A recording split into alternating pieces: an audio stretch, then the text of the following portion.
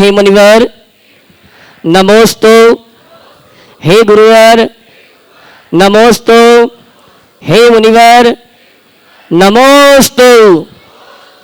और प्रथम प्रश्न के लिए आमंत्रित करूंगा टीकमगढ़ पाठशाला की सभी बहनों को। पूज्य मुनि श्री प्रमाण सागर जी महाराज के चरणों में समस्त पाठशाला परिवार का बारंबार नमोस्तु।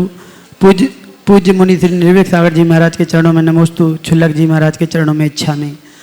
महाराज श्री जयनगम पाठशाला नंदीश्वर कॉलोनी की यह वार्षिक ट्रिप हम आयोजन करते हैं, जिसमें समस्त पाठशाला परिवार को वर्ष में एक बार गुरुजी के दर्शन के लिए हम सभी जाते हैं।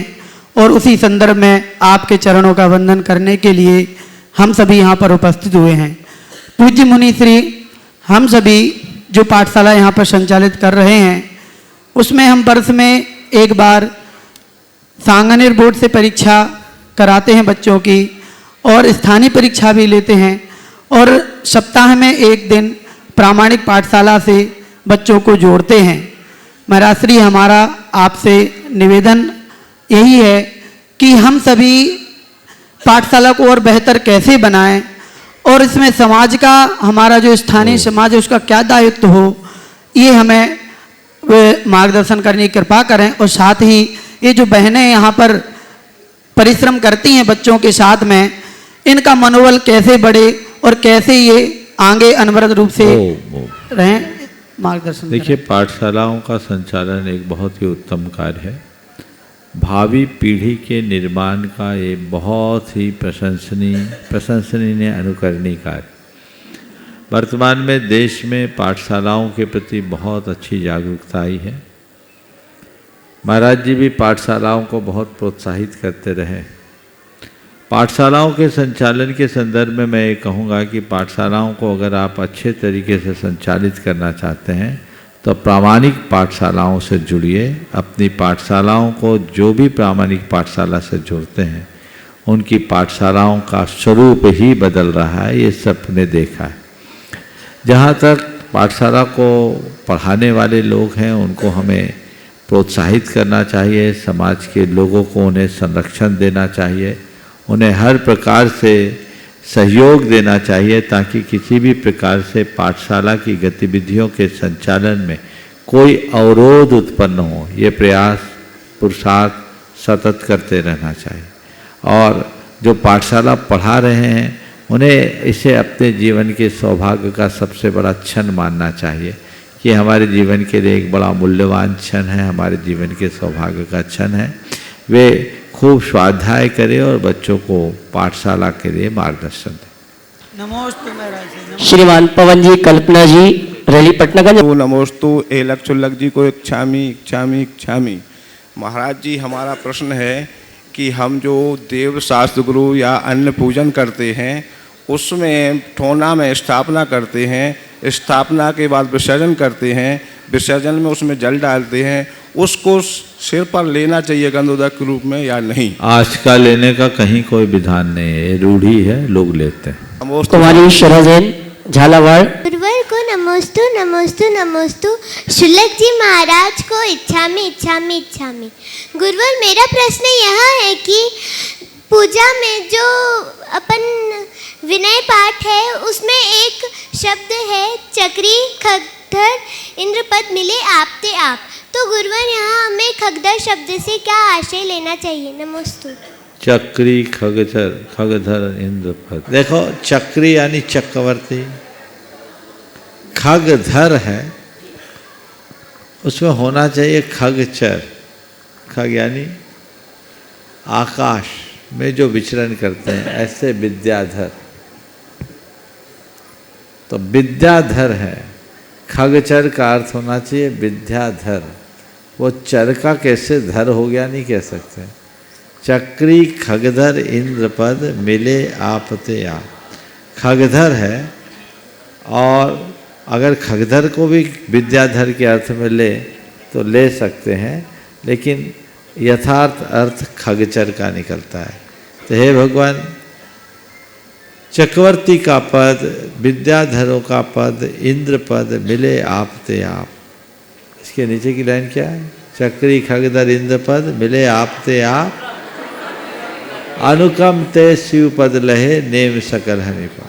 तो चक्रवर्ती, विद्याधर, इंद्र इन सब का पद प्राप्त करके क्रमशः मोक्ष की प्राप्ति होती। मुझे बहुत वर्ष हो गए बिना पाठ पढ़े हुए, इसलिए मैं बोल रहा हूँ, है ना। तो ये चक्रवर्ती, विद्याधर, इंद्र आदि के पद की बात। साधु परमेष्टि के 28 मूल गुणों में शामिल षट आवश्यक को दोबारा से 36 मूल गुणों में, आचार्य के 36 मूल गुणों में शामिल क्यों किया गया है?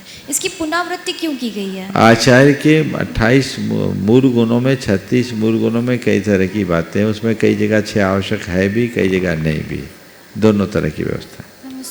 श्रीमान भागचंद जी, माया जी श्रृंगारपुर। उसके नमो मंचासीन प्यासीन नमोस्तु गुरुओं को, नमोस्तु गुरु महाराजों को, एलक चुल्लक महाराजों को, इच्छा में हम मेरी इच्छा है, बाहुबली और भरत में जब युद्ध हुआ, मल्ल युद्ध, जल युद्ध और नेत्र युद्ध, तीनों युद्धों में जब बाहुबली जीत गए तो उनके मन में कैसे भाव आए होंगे, उसके प्रति हमें जिज्ञासा है। एक कसाई के भाव थे, इसलिए चक्र चला दिया।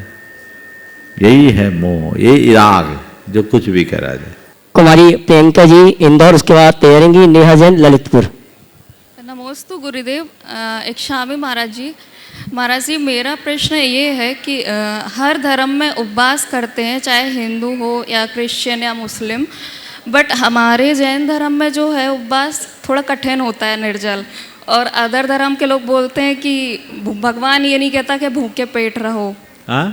जैसे अदर धर्म में लोग बोलते हैं कि भगवान ये नहीं बोलता कि भूखे पेट रहो, कोई भी भगवान ये नहीं कहेगा कि भूखे पेट आप खुश रहो, मतलब व्रत आप खा के भी रह सकते हैं।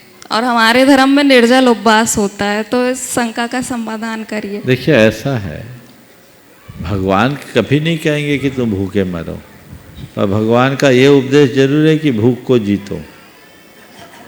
जो भूख मिटाने की कोशिश करते हैं उन्हें भूखे मरना पड़ता है, जो भूख को जीत लेते हैं उनकी भूख हमेशा के लिए खत्म हो जाती है।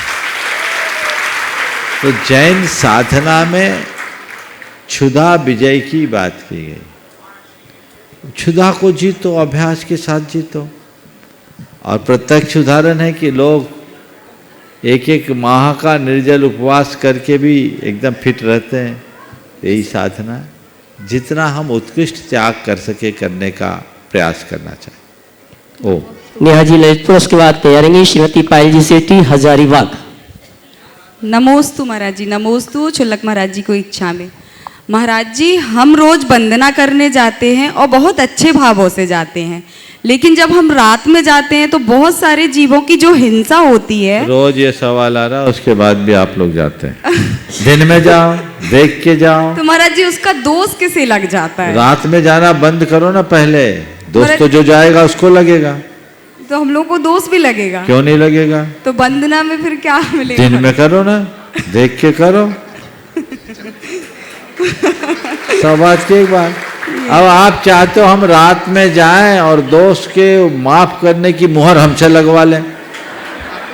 मैं ऐसे कैसे बोल सकता हूं कि आप वंदना करने जा रहे हो तो उसमें लगने वाला दोष तुम पर भारी नहीं पड़ेगा, वंदना से सारा पाप कट जाएगा? ऐसा तो मैं नहीं बोलूंगा, क्योंकि शास्त्र नहीं बोलता। तो वंदना तो सबसे उत्तम है, दिन में करो, देख के जाओ। हम लोग करते कि नहीं करते?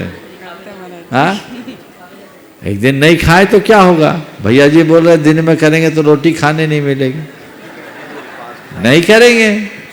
और ऐसे कौन उपवास पूर्वक ये लोग करते हैं? गटर पटर तो चलना शुरू हो जाता है इन लोग। चलिए। नमोस्तु महाराज। श्रीमती पायल जी सेठी हजारीबाग। नमोस्तु महाराज जी, नमोस्तु। इच्छामी चुल्लक जी जी को। मिथ्यात्व और मूढ़ता में क्या अंतर है महाराज जी? मिथ्यात्व और मूढ़ता सामान्यतः दोनों को एक समान मानते हैं, पर दोनों में सूक्ष्म अंतर है। मिथ्यात्व यानी विपरीत श्रद्धांत, जो वस्तु जैसी है उससे उल्टा मानना। और मूढ़ता का मतलब है धार्मिक अंधविश्वास। जिनके हृदय में प्रबल मिथ्यात्व होता है वो धर्म और धार्मिक क्रियाओं से पूर्णतः विमुख रहते हैं। लेकिन जिनके मन में मूढ़ता समाये होती है वो धार्मिक क्रियाओं को करते हुए भी अंधविश्वासों को पालते रहते हैं।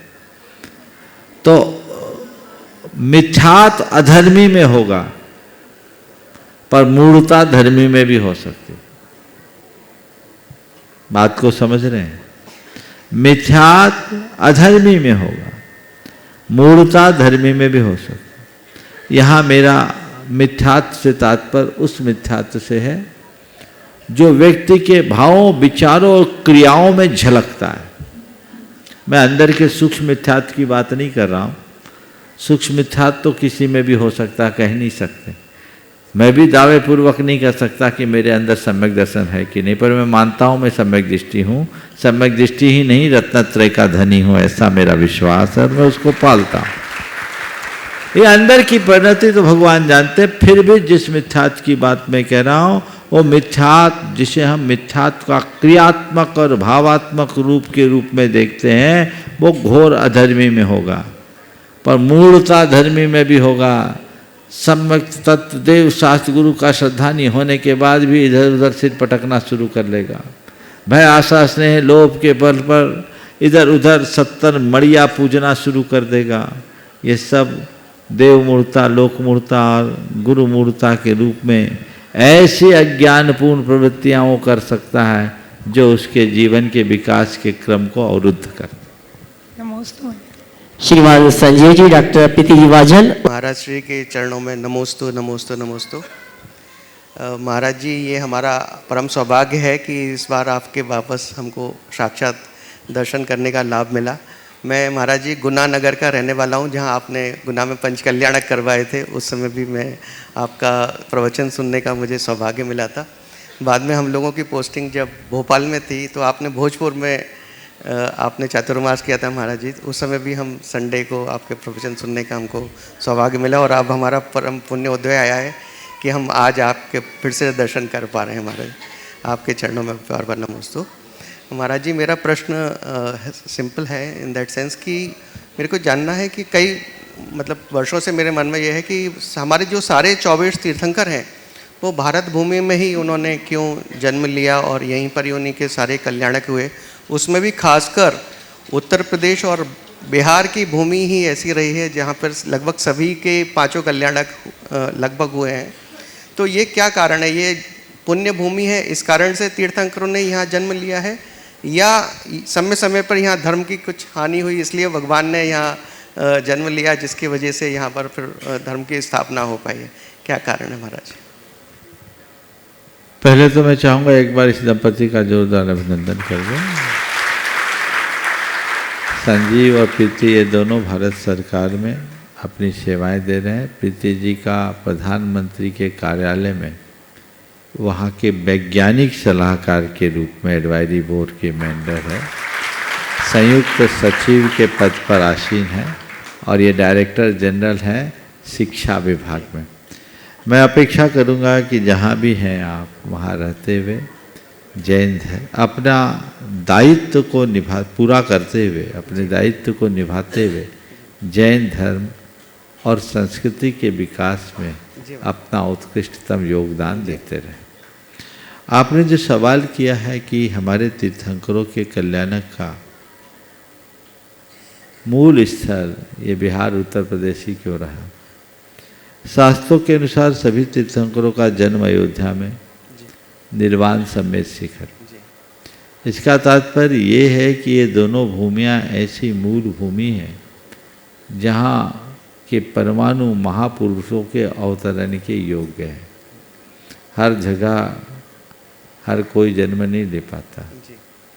कहते हैं चंदन की खेती हर मिट्टी में नहीं हो सकती, उसके लिए मिट्टी में वैसी ही उर्वरता चाहिए।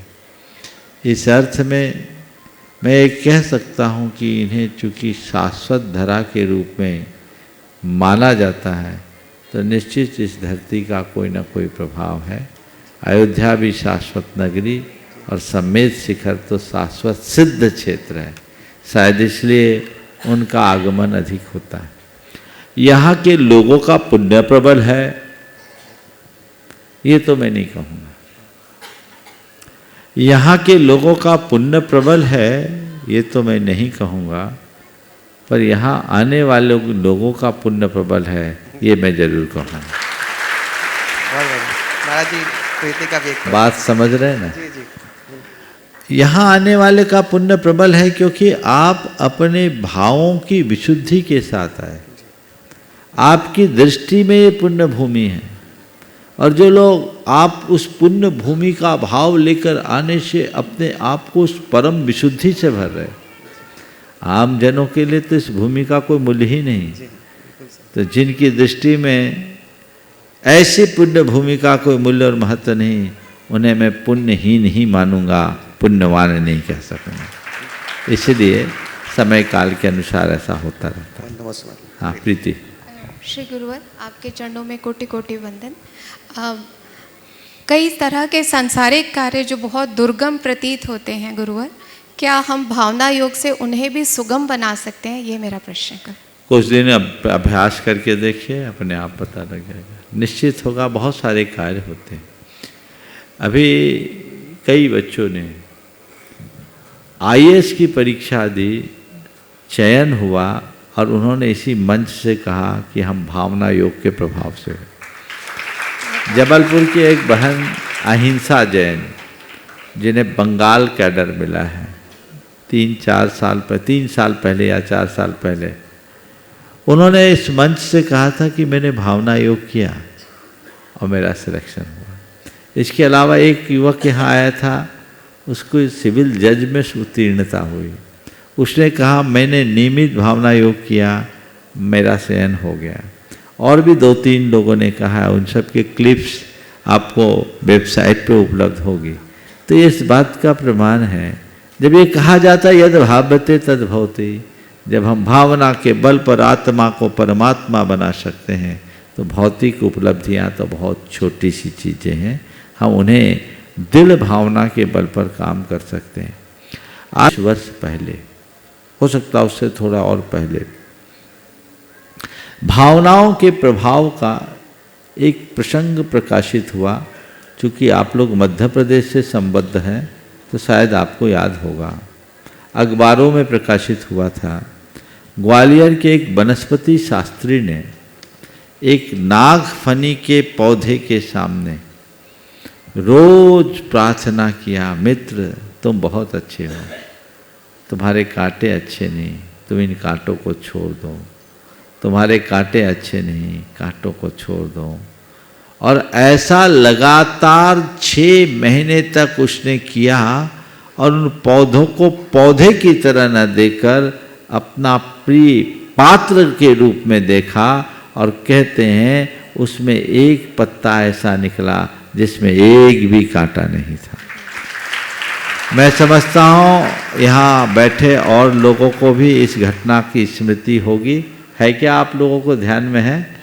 हाँ है ना? हाँ देखिए, कई ये बात बहुत पुरानी है, अखबारों में छपी है। अब रेफरेंस मुझे नहीं है, पर मैंने जो सुन रखा है वो बता रहा हूँ। तो ऐसा हो सकता है, भावनाओं बहुत शक्ति, तो अपनी भावनाओं के बल पर हम अपने जीवन की बड़ी बड़ी बाधाओं और रुकावटों को दूर कर सकते हैं। जब भी आप अपने आप को समस्याओं से ग्रसित देखें, तो समस्याओं को न देखें, समाधान की तरफ देखें। आपकी दृष्टि में जब तक समस्याएं रहेगी, आप समस्याग्रस्त बने रहेंगे, आपकी समस्याएं और जटिल बनेगी। लेकिन जब आप समाधान की तरफ देखेंगे तो समस्या का पता ही नहीं चलेगा। हमें हमेशा जो करना है वो देखना है, जिससे बचना है उसकी तरफ जाने की कोई ज़रूरत ही नहीं। तो यदि व्यक्ति अपने जीवन में आने वाली समस्याओं को सकारात्मक रूप से लेता है, और उस अवस्था में, जिसे दूसरे शब्द में कहूँ, विसंगति में भी संगति का पाठ पढ़ना शुरू कर देता है, तो उसकी सारी विसंगतियाँ दूर हो सकती है, वो समाधान को प्राप्त कर सकता है। अगर कोई कहे कि मेरी नौकरी नहीं लग रही, तो लगनी होगी तो भी नहीं लगेगी। और वो ये फील करे और विजुअलाइज करे कि मेरी नौकरी लग गई और मैं जैसा चाहता था वैसी लग गई, तो उसकी नौकरी लग जाएगी। एक उदाहरण दे रहा हूँ आपको। एक बहन, एक दंपति जिनके विवाह के 11 वर्ष हो गए थे, कोई संतान नहीं। IVF कर लिया 2 बार तो भी सफल नहीं हुए, परेशान। उनकी जो खासकर धर्मपत्नी थी वो एक प्रकार से डिप्रेशन में थी। मैंने उनसे कहा तुम कुछ मत करो, 9 मिनट वाला भावना योग करो। उसने कहा महाराज वो तो गर्भवती स्त्री के लिए है। मैंने बिल्कुल तुम 9 मिनट का भावना योग करो और ये सोच करके करो कि मैं गर्भवती हो गई हूँ, और कोई चेक नहीं कराना। मेरे पेट में बच्चा आ गया उसको विजुअलाइज करो और दिन में 3 बार करो। आप सुनकर आश्चर्य करेंगे, साल भर के अंदर बच्चा आ गया। जिसका 2 बार IVF फेल हो गया उसने बकायदा वैसा किया, इस मंच से उसने कहा भी। और भी कई लोग होंगे जिनके ये अनुभव होंगे। तो ये चीज़ें हो सकती है, आपके विजुअलाइजेशन में बहुत बड़ी पावर है। यद भाव्यते तद भवति, ये कोई सामान्य उक्ति नहीं है। इस उक्ति को मर्म समझिए और उसे जीवन में साकार करने का प्रयत्न कीजिए। जैन समाज के गौरव राहुल जी, वरिष्ठ IAS ऑफिसर जो कि भारत सरकार के वित्त मंत्रालय में पदस्थ हैं, अपनी बिटिया जियांशी के साथ। और अगले प्रश्न के तैयार रहेंगे अशोक जी सेठी, जयपुर। नमोस्तु गुरुदेव। सभी मुनिश्री के चरणों में नमोस्तु। एलक महाराज श्री, सभी चुल्लक महाराज श्री के चरणों में इच्छामी। महाराज श्री, अभी वंदना का प्रसंग आया था तो सबसे पहले मैं अपने पूरे परिवार की तरफ से आपको नमोस्तु करता हूँ कि आज हम लोगों की वंदना बहुत अच्छे से हुई। और मुझे हमेशा समय शिखर जी की वंदना करने जब भी सौभाग्य मिलता है गुरुवर, तो प्रयास यही रहता है कि पैदल पूरी वंदना करूं, नीचे से ही वाहन का त्याग करके जाता हूं गुरुवर, और सभी तरह के आहार सामग्री का भी त्याग करके जाता हूं। तो आज वंदना बहुत अच्छे से हुई, इसके लिए आपके आशीर्वाद बहुत काम आया गुरुवर। मेरा एक प्रश्न हमेशा रहता है कि गुरुजी, दानों में 4 दान सर्वसे श्रेष्ठ माने जाते हैं, और जिनमें कि 2 दान ऐसे हैं जिसमें कि औषधि दान और आहार दान। इन 2 दान में मैं हमेशा इस बात का मेरे मन में विकल्प रहता है कि जो अधिकारी वर्ग हैं विशेष रूप से उनकी सैलरी फिक्स होती है, और ये कहा जाता है कि हमें अपनी आय का 1/6 हिस्सा दान में देना चाहिए। उसके बाद भी हम लोगों को लगता है कि शायद बहुत कम है जब हम देखते हैं कि बड़े बड़े प्रोजेक्ट होते हैं। तो गुरुदेव, कैसे हम लोग इन 2 दानों में औषधि दान और जो ज्ञान दान है इसमें अपना निर्जरा बढ़ा सकते हैं? देखिए, दान के संदर्भ में एक बात समझना है। दान के संदर्भ में दान की मात्रा से अधिक दान की भावना की प्रमुखता है। आप कितना दे रहे हैं ये उतना महत्वपूर्ण नहीं है, किस भावना से दे रहे हैं ये महत्वपूर्ण है। तो जिनकी आय कम है, यदि वो कम दान देते हैं तो भी उसका दान महागुणकारी। मुझे याद है 2009 में यहाँ हमारा चातुर्मास चल रहा था, दशरक्षण में श्रावक संस्कार शिविर लगा। उस समय लोग 1-1 शिलाएं रखते थे 1100 रुपये में। बुंदेलखंड से कई महिलाएं लोगों का भोजन बनाने के लिए आई थी। उनको 400-500 रुपये की मजूरी उन दिनों मिलती होगी। एक महिला की इच्छा थी कि मुझे ईंट रखना है और मैं पैसा नहीं दे सकती, प्राय सबने दिया था, मैं पैसा नहीं दे सकती, तो उसने अपनी एक पायल उतार के दे दी कि ये पायल रख लो और हमें ईंट लगवाने दे दो, हमारी हाथ की एक ईंट इस मंदिर में लग जाएगी तो मैं धन्य हो जाऊंगी। मैंने भरी सभा में उस महिला का अभिनंदन कराया। हमने कही ईंट नहीं देख रही, ये अपने एक दिन की मजूरी रख रही है, इसका अभिनंदन करना। लाखों रुपए का दान एक तरफ और ये भावना एक तरफ। तो हमेशा दान के संदर्भ में मात्रा की जगह भावना को प्रमुखता देनी चाहिए। तो अब औषधि दान, आहार दान तो देने का मौका मिल ही जाता है। उपकरण दान और आवास दान भी जब जरूरत है तब दीजिए। कई बार हम लोगों के पास लोग बहुत सारे ग्रंथ ले आते हैं जिनकी हमें आवश्यकता नहीं, हम कहाँ रखें। कई लोग पेन ले आते हैं, डायरिया ले आते हैं। आप लोगों के पेन डायरिया रखने लगे तो अंबार लग जाए। हम लोग को मना करना पड़ता है।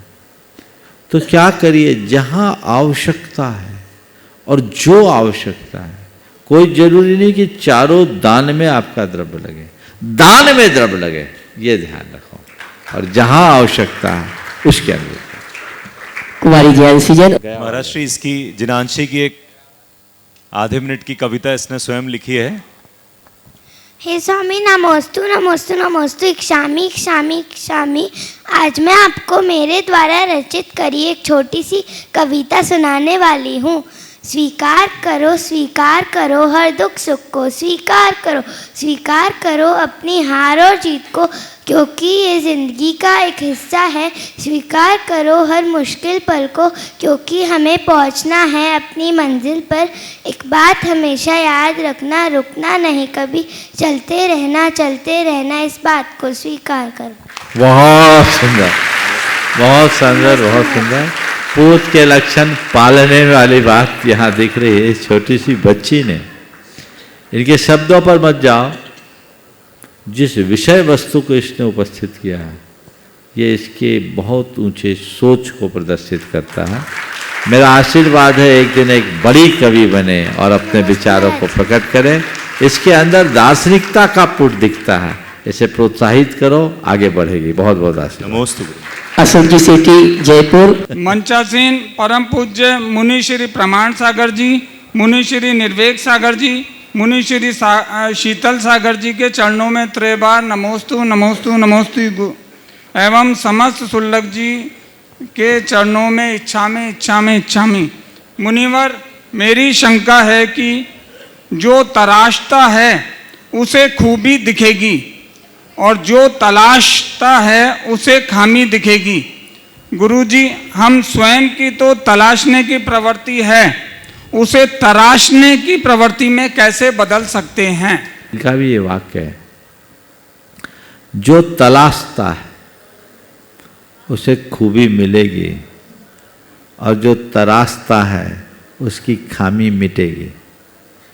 तलाश बाहर होती है, अगर हम आपके वाक्य को संशोधित करके बोल रहे हैं, तलाश बाहर की ओर होती है, चलाते हैं हम अच्छी चीज़ों को तलाशें तो कोई मिल भी सकता है, लेकिन जब हम तराशेंगे तो जैसे एक अनगढ़ पत्थर को तराशा जाता है, उसे सुंदर आकार दिया जाता है, उसकी खामी मिटती है, खूबी अपने आप प्रकट हो जाती है, सामान पत्थर भगवान बन जाता है।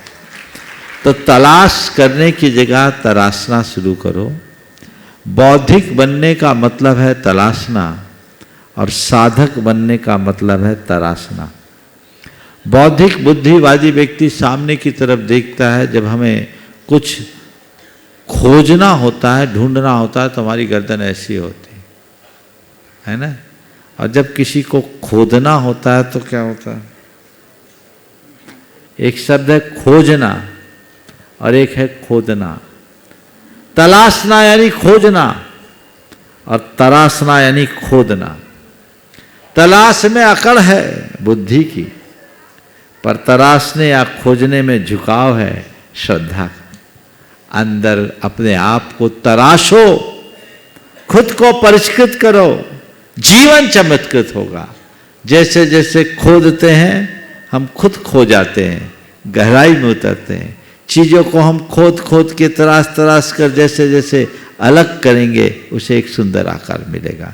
तो मेरे देखे अगर ये वाक्य इस तरीके से बोला जाए, तलाश करने वाले को खूबी मिलेगी और तराशने वाले को की खामी मिटेगी।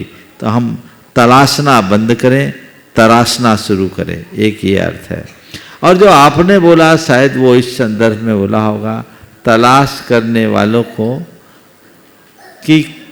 खामी मिलेगी और तराशने वालों को खूबी मिलेगी।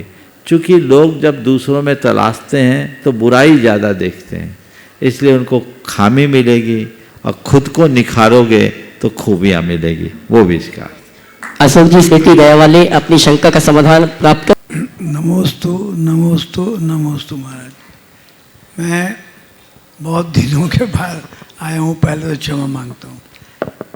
मेरा शंका ये है, अब शंकाएं तो आपके पास आते हैं तो दुनिया बात सवाल करो जल्दी से। कि ये हमारा जयपुर में हमारे घर के बगल में ही मंदिर है, मंदिर के बगल में बहुत बड़ा जगह है, वो हम लोग किसी हिसाब से पेपर पर बनवा के उसको लिए, लेकिन इतनी विघ्न और इतनी परेशानियां उसमें, कुछ अपने समाज के भी लोग हैं और कुछ गैर समाज के भी लोग हैं। अभी तक नहीं चलता? नहीं चलता। तो यहाँ मत बोलो, आशीर्वाद है, भावना भाव से लड़ जाए। चलिए आगे। और आइए सम्मान से मंच पर आमंत्रित करूंगा। चल जल्दी से बोलिए। नमोस्तु महाराज जी, नमोस्तु महाराज जी। मेरा ये प्रश्न है कि पूजा जब करते हैं, जब स्थापना में 9 चावल ही क्यों चढ़ाते हैं? 9 चावल चढ़ाने का कोई विधान नहीं, स्वस्तिकोपरि पुष्पांजलि छपे। आगे मैं सम्मान से आमंत्रित करूंगा जैन समाज के गौरव इंदौर से डॉक्टर उपेंद्र जी और श्रीमती मृदुला जी सोनी इंदौर वे आए मंच पर। परम पूज्य मुनिवर के श्री चरण मनन करते गुरुवंदना का शोभा प्राप्त करेंगे और उनके सम्मान के लिए आमंत्रित करूंगा पंकज जी सेठी रांची और एनएलएन साहब गुणायतन कोषाध्यक्ष महोदय आएंगे। हमारे सम्मानी उपेंद्र जी का सम्मान का कार्यक्रम संपन्न करेंगे और अगली संख्या के लिए तैयार रहेंगे श्रीमान हर्ष जी, विजेता जी गुणायतन ट्रस्टी चेन्नई लखनऊ। और उपेंद्र जी के सम्मान के लिए मैं आमंत्रित करूंगा भाई संदीप जी इंदौर वे भी आए। संदीप जी गंगवाल हमारे जैन समाज के गौरव हैं और मेडिकल साइंस में इन्होंने बहुत ही अच्छा काम कर रहे हैं, ENT विशेषज्ञ हैं, हमारे बीच उपस्थित हैं। जोरदार तालियों से उनका सम्मान करें। और अगले प्रश्न के लिए मैं आवाज दूंगा जिनका सम्मान चल रहा है डॉक्टर उपेंद्र जी, श्रीमती मृदुला जी सोनी जी इंदौर। उसके बाद तैयार रहेंगे श्रीमान हर्ष जी, विजेता जी गुणायतन ट्रस्टी लखनऊ चेन्नई। गुरुवर के चरणों में त्रय बार नमोस्तु नमोस्तु नमोस्तु। महाराज श्री के चरणों में नमोस्तु।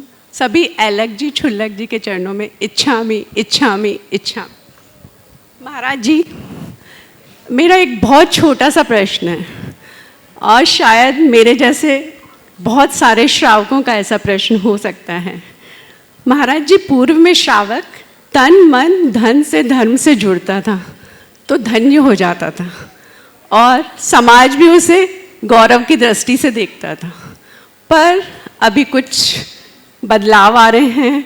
अब तन और मन गौण हो गया है और धन सर्वोपरि हो गया है। कृपया समाधान करें। देखिए, सवाल आपका बड़ा गंभीर है। गौरव वही पाता है जो तन मन धन से अर्पित होता है। आपका ये कहना कि पुराने समय में लोग तन मन धन से धर्म करते थे, बिल्कुल सुसंगत है, क्योंकि पहले के लोगों में सरलता ज़्यादा। आज के समय में तन मन की गौणता और धन की प्रमुखता दिखी जा रही है।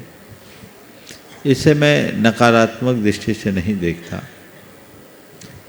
एक अर्थ में बुरा नहीं है, इसलिए क्योंकि आजकल लोगों की जीवन शैली में बदलाव आ गया है।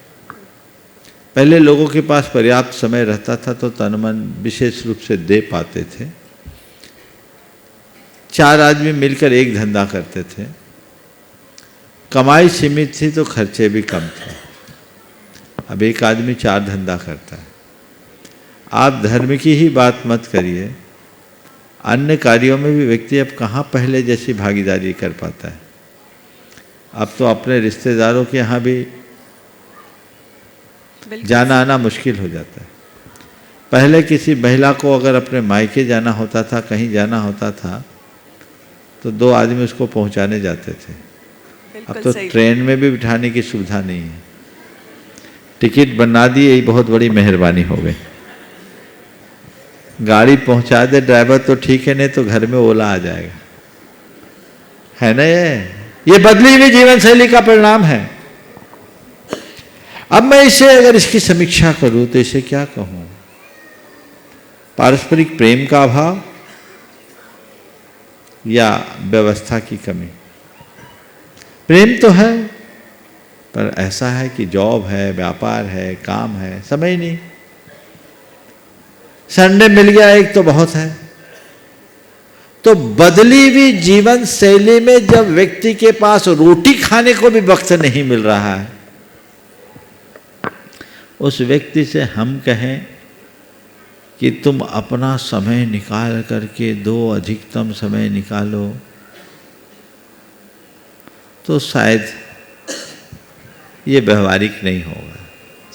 हमें व्यक्ति की स्थिति और परिस्थिति को समझना चाहिए। पहले मल्टीनेशनल कंपनीज नहीं थी, आज तो प्राय सब उन्हीं के साथ जुड़े हुए हैं, बड़े बड़े एमएनसीज में काम करते हैं, कहाँ टाइम है।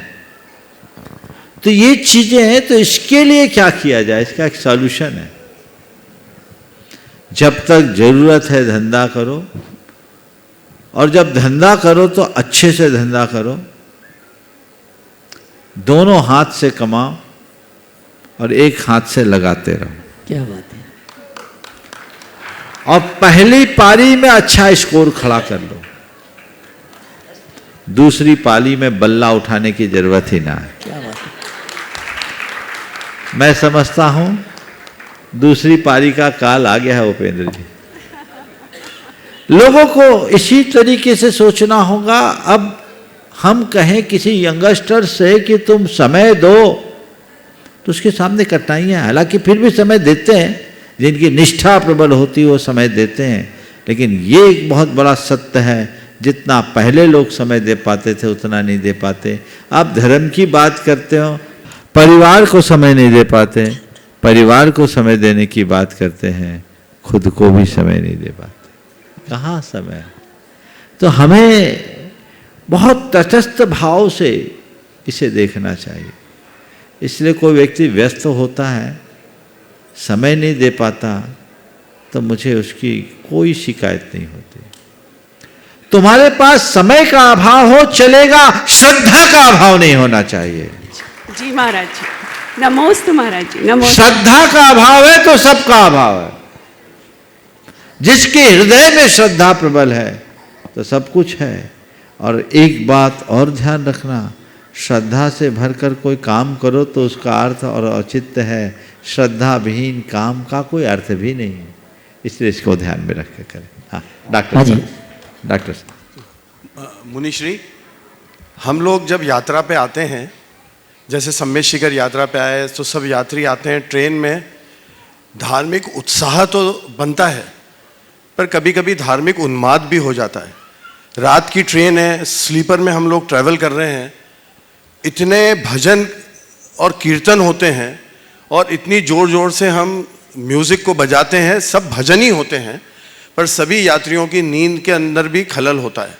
वैसे ही हमारे जब धार्मिक उत्सव होते हैं तो हमारे मंदिरों में जब भजन वगैरह होते हैं, पूजा वगैरह होती है, तो आसपास जो मंदिर के आसपास जो लोग रहते हैं उनको काफ़ी डिस्टर्बेंस होता है। बिल्कुल, आपका प्रस्ताव बिल्कुल सही है और हमें अपनी धार्मिक क्रियाएं इस तरह से करनी चाहिए कि किसी को व्यवधान ना हो।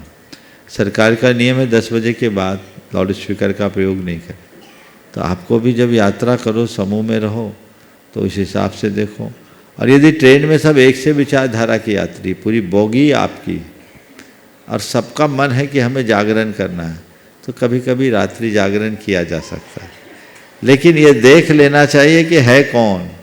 अब पता लगा 72 में आधे एक तरफ आधे एक तरफ, तो उचित नहीं है। हमें इन दोनों बातों को ध्यान में रख कर करना चाहिए। या तो पहले से घोषित कर दो कि ट्रेन पूरी रिजर्व होके जा रही है, बोगी रिजर्व है और हमारे पूरे रास्ते कीर्तन का कार्यक्रम है, हम जागरण करेंगे, तो वही टिकट बनाएगा जिसको जागना है, जिसको सोना है वो इधर उधर बर्थ लेगा। रास्ता ऐसा निकाला जा सकता है। हमें हमेशा बचने और बचाने का रास्ता अपनाना चाहिए। पंकज जी सेठी, रांची और संदीप जी गंगवार भी चाहिए, इनको ले लेना। चलिए, सबसे पहले मैं गुणायतन ट्रस्टी श्रीमान हर्ष जी, विजेता जी, पंकज जी रुको, चेन्नई, लखनऊ। इसके बाद महाराज श्री के चरणों में कोटि कोटि नमन, वंदन, आभार। छुल्लक जी के चरणों में इक्षामी इक्षामी इक्षामी। महाराज जी, मेरा एक बहुत छोटा सा प्रश्न है कि हम लोगों की वाइब्रेशंस को कैसे पहचानें? पहले तो मैं कहूँगा इस दंपति का जोरदार करतल ध्वनि से अभिनंदन कर दें। ये विजेता NRI पाठशाला, जो प्रामाणिक पाठशाला है, उसके NRI ग्रुप में बहुत सक्रिय भूमिका निभा रही है और बहुत अच्छा काम कर रही है। इसी तरह और लोग भी काम करते रहे, जितने लोग काम कर रहे हैं सबको आशीर्वाद। गुणायतन से तो ये संबंध है ही। आपका सवाल है दूसरों की वाइब्रेशंस को हम कैसे महसूस करें? अपनी फीलिंग से। किसी के सामने आपको अच्छा एहसास हो रहा है, खिंचाव सा अनुभव हो रहा है, समझ लेना पॉजिटिव वाइब्रेशन है। किसी के पास जाने के बाद आपका मन अनमना हो रहा है, अलगाव सा लग रहा है, उचाट आ रही है, तो समझना कुछ गड़बड़। नमस्ते हाँ। गुरु। महाराज जी, मैं अपना 1 साल का थोड़ा एक्सपीरियंस बता रहा हूँ। पिछले साल इसी समय हम लोग आए थे। उस टाइम मेरे को मतलब धोती पहनना भी नहीं आता था। तो पहली बार आपको आहार दिए और ऐसा चमत्कार हो गया कि मतलब हर तरीके से काफ़ी कुछ इस सिद्ध भूमि में आने से काफ़ी कुछ चेंज हो गया, उपलब्धियाँ मिली आपके आशीर्वाद से। सो नमस्ते गुरुवर। नमस्ते। हाँ चलिए, सवाल है पंकज जी सेठी रांची, उसके बाद। सो महाराज जी, मेरा है कि अपने अंदर के सुधारों को कैसे पहचानें और उन पर क्या काम करें? अपने अंदर के सुधारों को पहचानने के लिए रोज़ अपना अंतरावलोकन करना चाहिए और देखना चाहिए कि हम वाकई में कैसे इम्प्रूव कर रहे हैं। अपने खासकर इमोशंस और एक्टिविटीज़ पर नज़र रखें तो काम हो सकता है। बाकी इस पर फिर बताएंगे। पंकज जी सेठी रांची, उसके बाद वैदिक जय पाटनी रायपुर। नमस्ते महाराज श्री। महाराज श्री, मेरा प्रश्न है कि अभी पर्यटन के नाम पर काफ़ी कार्य हो रहे हैं, भारत सरकार इस पर बहुत निवेश भी कर रही है। हमारे शिखर जी के लिए भी रोपवे की बातचीत आ रही है, सुनने में आ रही है, तो क्या हमें इसका बढ़ावा देना चाहिए? हमें इसके लिए। अरे बाबा, रोपवे की बात तो अभी हवा में है, जब आएगी तब बात करना। अभी से हल्ला मचाने से क्या फ़ायदा? अभी ऐसा कोई आधिकारिक न कोई अधिसूचना है न शासकीय स्तर पर बातें हैं। अगर आया कोई एक एजेंसी आई, देख के चला गया और एक अखबार में छप गया, हमने पता किया, अभी सरकार का कोई प्रोविजन ही नहीं है। पर तुम लोग रोपवे के लिए तो हल्ला मचा रहे हो। पहले बाइक तो रोको। सब तो तुम लोग बाइक से जाते हो। नहीं महाराज, अधिकतर लोग आजकल बाइक से जाने लगे हैं। हल्ला मचाने से क्या फायदा?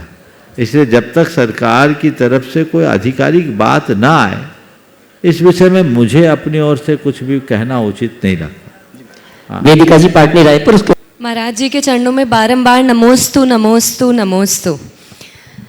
महाराज जी, एक पहले तो कुछ बोलना चाहूँगी कि एक बेटी के लिए इससे खुशी की बात क्या होगी कि शादी के पहले हनुमान प्रसाद जी बरजात्या, विनोद कुमार बरजात्या, यानी हमारे दादाजी पापा, दोनों ही आपसे इतना जुड़े हुए हैं। और शादी के बाद मुझे आज पता चला कि हमारे नाना जी अजय जी सेठी और नागपुर फैमिली, पाटनी फैमिली, सभी आपसे जुड़े हुए। तो शादी के बाद और पहले दोनों ही परिवार अगर एक ही धर्म की राह पे बढ़ रहा है तो उससे खुशी की बात मेरे लिए और कुछ भी नहीं है। महाराज जी, मेरा प्रश्न यह है कि पार्श्वनाथ भगवान जी की मूर्ति काले रंग के लिए प्रसिद्ध है, लेकिन वही दूसरी तरफ काले रंग को अशुद्ध क्यों माना जाता है? जो बोलते उनसे पूछो, मैं तो नहीं मानता। मैं तो कहता हूँ काले कपड़े पहनो ना पहनो तुम जानो, काला काम मत करना। मतलब कोई भी फेस्टिविटीज हो, दिवाली, ये सब लोग कहते हैं, पर मैंने आज तक किसी शास्त्र में नहीं पढ़ा कि मंदिर में काले कपड़े पहन कर न जाओ। कहीं मिला है क्या? नहीं। मना कहाँ करते? कोई शास्त्र में मिला? ये मन गढ़ंत है इन पंडितों की। मुझे कहीं नहीं मिला। मैं तो बड़ी स्पष्ट बात बोला, काले काम करने से बचो। समझ गए? ठीक है। नमोस्तु महाराज जी, नमोस्तु महाराज जी। गुलाटी ट्रस्टी नितिन जी। नमोस्तु नमोस्तु नमोस्तु महाराज जी। महाराज श्री, पूजन विधान के बाद जो भी मंगल कलश मिलता है, हाँ, पूजन विधान के बाद जो भी मंगल कलश मिलता है, जब भी हम कोई पूजन विधान करते हैं हमें मंगल कलश मिलता है घर पे रखने के लिए। तो उसमें जो सामग्री होती है वो थोड़े टाइम बाद खराब हो जाती है, तो हमें उस सामग्री का क्या करना चाहिए और कितने टाइम तक? देखो, पूजन पाठ के जब मंगल कलश ले जाए, घर में ले जाए, उसकी सामग्री को कुछ समय के बाद जब खराब हो जाए तो उसे विसर्जित कर दे, नई सामग्री भर ले। ठीक है? अमित जी अनुराग पाटनी जयपुर कलकत्ता। गुरुदेव के चरणों में बारंबार नमोस्तु नमोस्तु नमोस्तु। गुरुवर, मेरा प्रश्न यह है कि बोलो। गुरुवर, मेरा प्रश्न यह है कि गृहस्थ जीवन में रहते हुए और नौकरी पेशा करते हुए एक आदमी कैसे मोक्ष मार्ग की तरफ प्रशस्त हो सकता है, उसके लिए वो क्या क्या करे? कल रुकोगे? हमारा कल के लिए लंबित रखो। बोलिए परम पूज्य आचार्य गुरु श्री विद्यासागर। जय जय जय।